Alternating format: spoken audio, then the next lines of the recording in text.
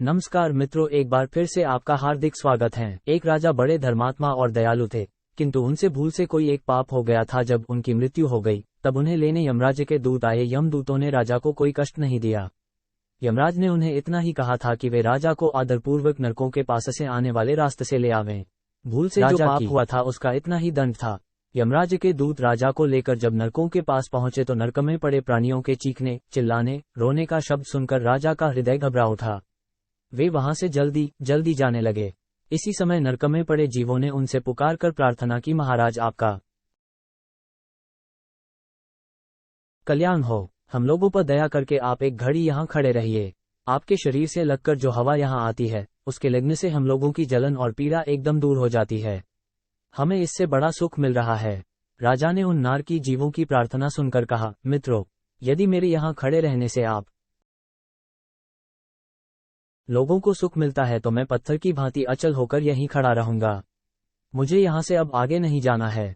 यमदूतों ने राजा से कहा, आप तो धर्मात्मा हैं, आपके खड़े होने का ये स्थान नहीं है। आपके लिए तो स्वर्ग में बहुत उत्तम स्थान बनाए गए हैं। ये तो पापी जीवों के रहने का स्थान है। आप यहाँ से झटपट चले चले। राजा ने कहा, मुझे स्वर्ग नहीं चाहिए। भूखे प्यासे रहना और नरक की आग में जलते रहना मुझे बहुत अच्छा लगेगा, यदि अकेले मेरे दोहक उठाने से इन सब लोगों को सुख मिले। प्राणियों की रक्षा करने और उन्हें सुखी करने में जो सुख है वैसा सुख तो स्वर्ग या ब्रह्मलोक में भी नहीं है। उसी समय वहां धर्मराज तथा इंद्र आए। धर्मराज ने कहा, राजन, मैं आपको स्वर्ग ले जाने के लिए आया हूं। अब आप चले। राजा ने कहा, जब तक यह नरक में पड़े जीव इस कष्ट से नहीं छूटेंगे मैं यहाँ से कहीं नहीं जाऊंगा। धर्मराज बोले, ये सब पापी जीव हैं, इन्होंने कोई पुण्य नहीं किया है, ये नरक से कैसे छूट सकते हैं। राजा ने कहा, मैं अपना सब पुण्य इन लोगों को दान कर रहा हूँ। आप इन लोगों को स्वर्ग ले जाए, इनके बदले मैं अकेले नरक में रहूंगा। राजा की बात सुनकर देवराज इंद्र ने कहा, आपके पुण्य को पाकर नरक के प्राणी दुखों से छूट गए हैं।